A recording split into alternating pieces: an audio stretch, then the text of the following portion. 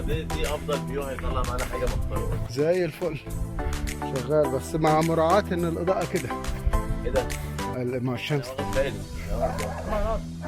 بالي كده الشمس كده. الشمس على ما نبتدي نصور هتيجي هنا دلوقتي. فبالتالي ده هينور شويه. شغال. انت عايز تبقى مكانك كده؟ انا ممكن ابتدي كده. اقول لك انا هبتدي كده. أستاذ محمد، يمكن حضرتك بدأت من حوالي سنة تقريبا، وكان عندك فكرة لتوثيق أنواع الطعام المصري. صورت الفيديو ونشرته على الصفحه عندي على السوشيال ميديا. لقيت الفيديو ما شاء الله ضرب وجاب حوالي 3 مليون مشاهده. فهي دي كانت البدايه، يعني صدفه. يعني المنظور ما كانش منظور اكل زي ما هو منظور اللي انت تبين تفاصيل الجمال اللي موجودة في الريف المصري عندنا. باجي في آخر الفيديو بعمل مشهد مثلا لأكلات احنا مشهورين بيها عندنا، نعمل كبسة في الأجواء دي كلها إن شاء الله. ونشوف أجواءكم في التصوير ونشوف بتعملوا إيه. بإذن الله، يلا بينا.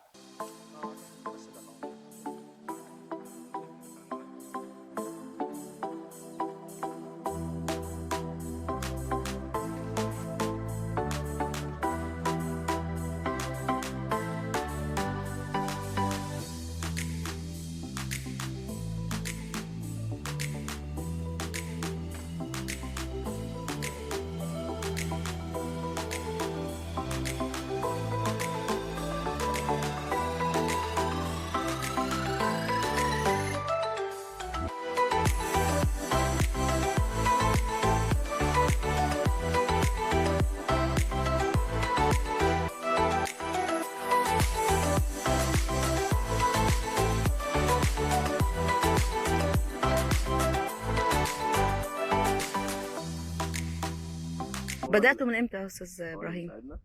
أنا بادئ يوم 15/1/2023، بقالي سنة وشهر. سنة وشهر. صور فيديو مع بعض. فكان أول فيديو عملناه كان فيديو هو جهز فطار. كان المشهد بتاعنا على النيل وكده في بلد. فالحمد لله صورت الفيديو ده، والفيديو ده ما شاء الله نشاطه جاب حوالي 1,000,000 وشوية. يعني أسوان فيها مناظر طبيعية، فأنا لما شفت المشهد هناك لا أنا كنت عمال أتنطط له وأنا بصور. فرحان. جينا في مرة قلت له احنا عايزين نسوي أكل على المية. مش عارف ازاي. تصويره صعب كمان جدا. فضلنا واقفين في المية حوالي 5 ساعات.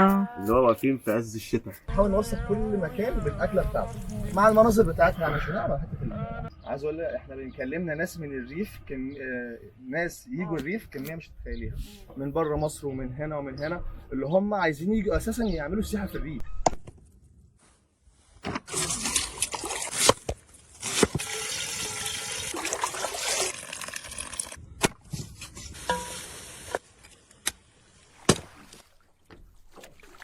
أنهم فيه أرواح وأشباح